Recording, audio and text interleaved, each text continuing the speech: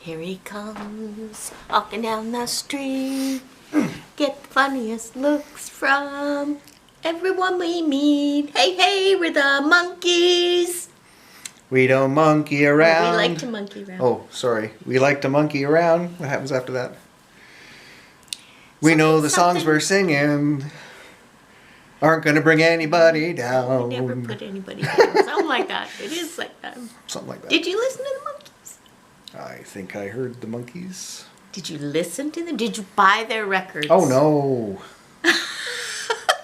What did you buy? Buying monkey records would be like voting for Donald Trump. No, it wouldn't. Take that back. Take it back. Silly thing to do. Take it back. Wouldn't it be a silly thing to do, to vote for Donald Trump? Yes. Well, not buying monkey records. The monkeys were, if I recall, one of the very first boy bands. Commercial formulaic groups. Yeah. Enough said. What songs did you listen to? What groups did you listen to when you were growing up? He's younger than I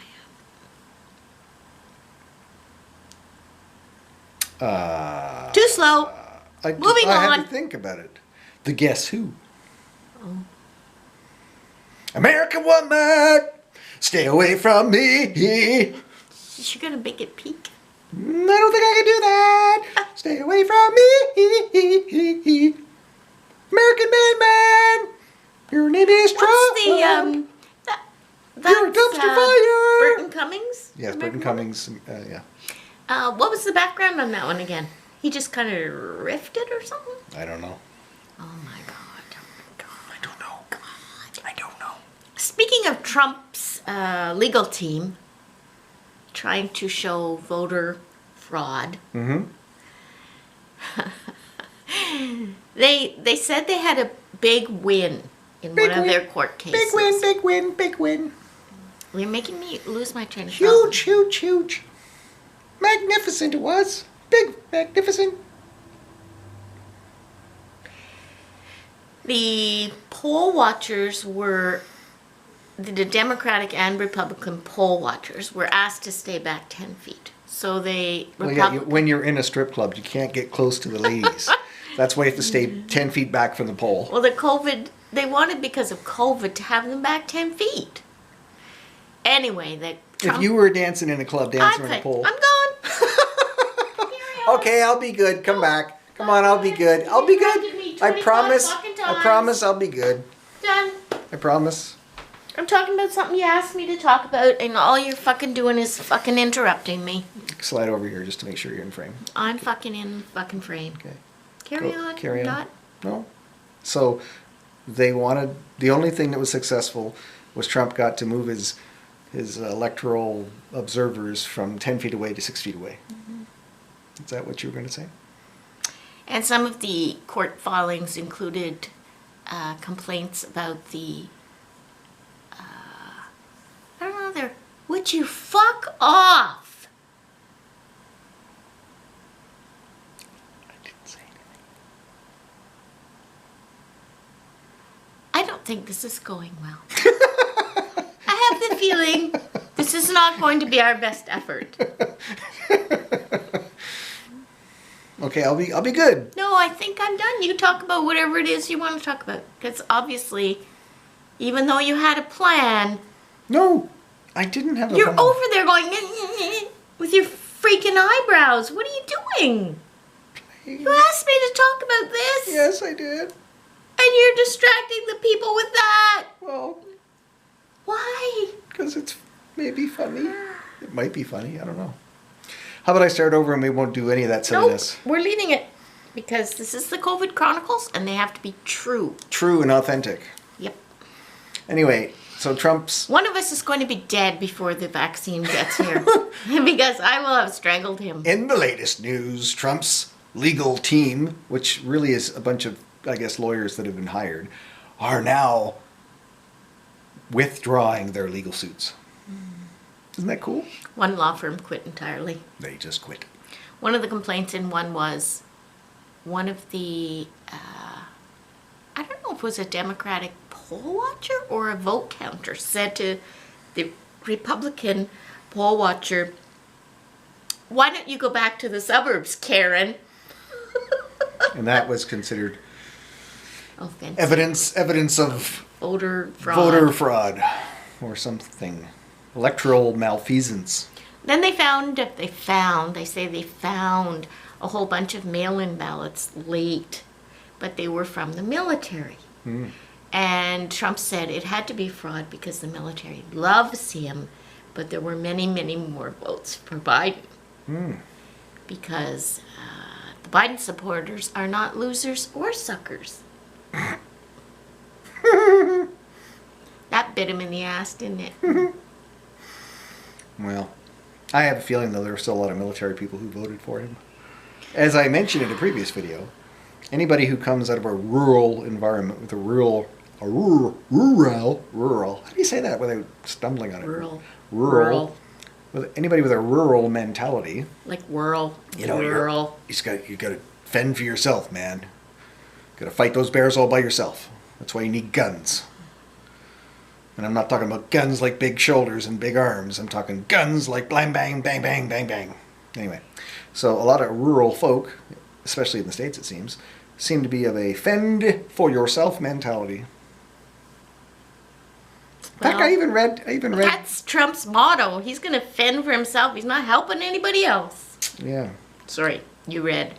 I've even read people who are Canadians that I know are Canadians living in Canada make posts like that. Like, why do we have welfare? Can't these people take care of themselves? Why should I have to pay for people to take care of, who can't take care of themselves or don't want to take care of themselves? And I see that from Canadians too. Not all rural people are maybe fend from yourself, but fend for yourself. I tell you, when you get trapped under a tractor and you're all by yourself, I'm thinking you want some help. Apparently in a Baha'i world, there would be there's a really neat word, but I can't, Masrul Akda or something. There'd be a house of worship, and then right around that would be a hospital. And so there would be, it seems to me, like a local group. You'd be more local, looking after each other. Yeah. And everyone would help the most impoverished instead of, I gotta get the most money. Yeah, that's the quest for wealth beyond what one could spend. I mean, Joe would tell you, I'm always like, am I going to buy that? I don't know if I'm going to buy that. It's a rare moment when I just go, okay, I'm going to buy that, without having thought about it for a long time. And apparently my dad's the same way. But there's a point, I think, when I look in a bank account, I look at whatever, I go, that's plenty of money. Why do I need more of that? Like, why would I bend my life inside out to try and collect more than I need? That's a mentality I don't understand. Well, apparently, if we redistributed the wealth from the top 1% in the world, everyone would be middle class.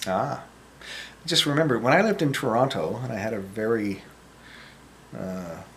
above average paying job, I remember what would happen was I would be constantly picking up the tab because if I was with anybody that would ever make a noise that sounded like, I don't know if I can afford that. Don't worry about it, I'll cover it. Because I knew I had more money in the bank than I wasn't maybe thinking long-term future, but there was a certain threshold. If there was, for the sake of argument, more than $10,000 in my bank account, if I knew that at any given moment in time, it was really,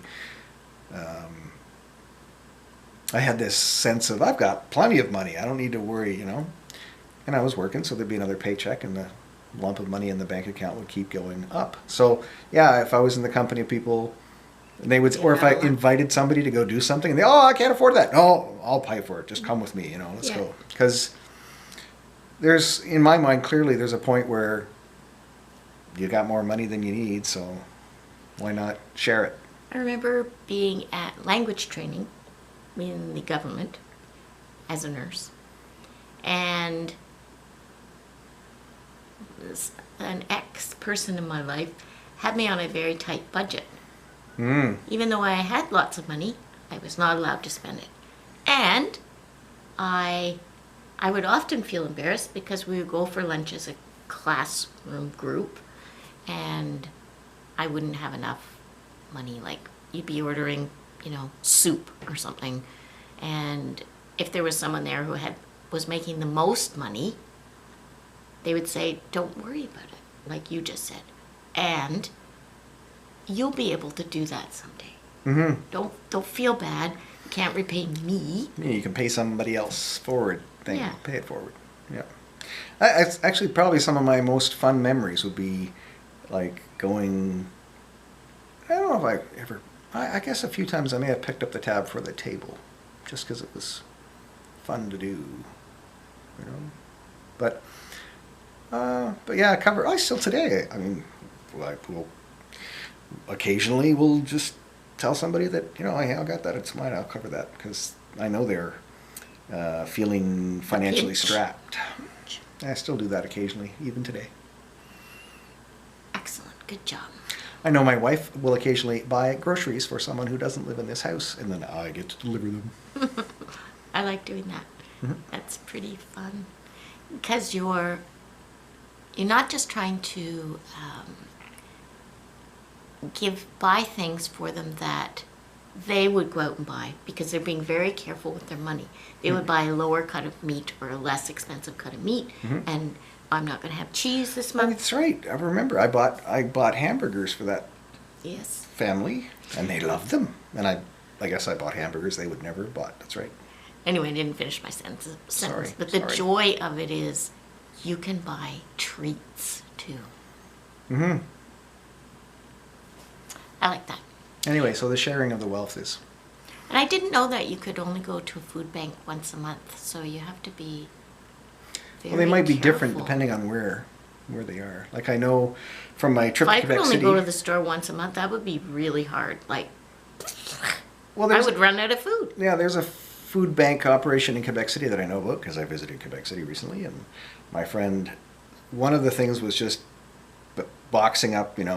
They collect Essentials. They collect all the stuff that gets sent in, and then they spread it out a bunch of boxes, and then people come in and pick up the boxes, and that people come on every 15 or 20 minutes or whatever it is to pick up their boxes. So you only had one person come in and get a box at a time. Blah blah blah. But the other food banks you went to is they'd make food. Everyone would go in and they'd cook a bunch of food, and then they'd deliver Parcel it out. They deliver Oh, it. deliver it. Yeah, which I thought was kind of I cool. did that this weekend too. Or didn't I? That's right, you did. That's right, you made some food that I was made delivered. lasagna. Yeah. That's my favorite thing to make. I don't know why. Got the word back that it was a big hit, actually. Very, I made very- it differently this time. Every Yeah. time I do it, it's a little different. But this was different. better. Not as dry. I followed the directions more closely. It's a weird thing that even if COVID wasn't here right now, although COVID's making it more clear, there are people in the community who feel they're running always paycheck to paycheck, and worse, they feel like that's how it will be for the rest of their life. And these are people younger than me, of course.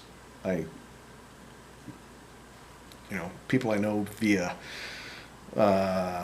conversations with my daughter, for example, and then other people who are, between my daughter's age and me that I've talked to at different points in time, things I see on Facebook. There's a lot of people who are really feeling like their opportunities, their room, like everyone says, oh, get a better job or start your own business or whatever, but there's, some built-in limitations for that. Each person's, situation is different. But there's a large, and maybe some people can do that very successfully, but there's a large number of people, it seems, who are feeling like, this is as good as it's going to get, and it's not that good. Because the opportunities to just go work, not everybody can run a business, but the opportunities to go get a job that would pay them more than what they're being paid now, they don't see that as a possibility. No, I know they often talk about now not being able to have the same job forever till you retire, which I thought would stress me out. But I realized, even though I was in the government most of my working career, I did change from nursing to industrial hemp licensing officer to, what's that called? Invoicing For the person for drug companies drug and medical drugging- device companies. Yep. like, I did change a lot. Like, I had to learn huge new things, and even in nursing, I went from hospital to Victorian Order of Nurses to the government and occupational health. But at least I was able to stay in the government and then have a good pension at the end. Well, and this kind of brings us to outsourcing. Well, we had all these great industries, great companies with great benefits and great pay via unionized environments that just dried up and blew away because, oh, let's ship this work off to another country so we can save a few cents on each widget or whatever it is. It's like, and no one seems to have thought about, and these people that used to do the job are going to do what? Well, they found that when they wanted masks, right? Yeah. With 3M or something. Yeah. And the states didn't want to let the masks go to the Canadians. Like there's too much stuff that's not being done. It's all being done one place, China, kind of, sort of, and not being done anywhere else. It's like, oh, well, we need this. We have to get it from, China, I guess. And then, like, there's so much stuff that's gone bye-bye as far as industry. It's not good. And what are these people going to do here? Well, they can, like, if everybody's working at Tim Hortons selling coffee, then the people coming to the Tim Hortons window are just the people who aren't working today at Tim Hortons. And they're not going to come buy coffee.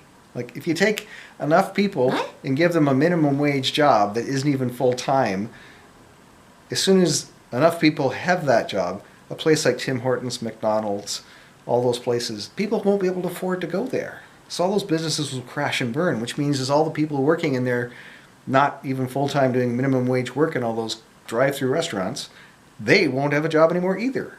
You know, if you keep knocking down the available jobs to being, well, basically all you've got is a minimum wage job, and you can't even do that full-time, like, You have to have 3 jobs. once a number of people in the community have just that for a job, then we're going to have some serious problems. So shipping more jobs outside Canada, I think it's obviously a bad idea. I had a fun Kijiji purchase yesterday. Mm-hmm. You can't tell anybody about it because it's a secret. I can. You could, but it's a secret, isn't Why? it? My understanding was you Well, were. you don't know what it's for. I'm not saying what it's for. You can't talk about it. I can talk about it. I can't say what event it's going to be presented. Or what the objects are. All right. Obviously, talk about it.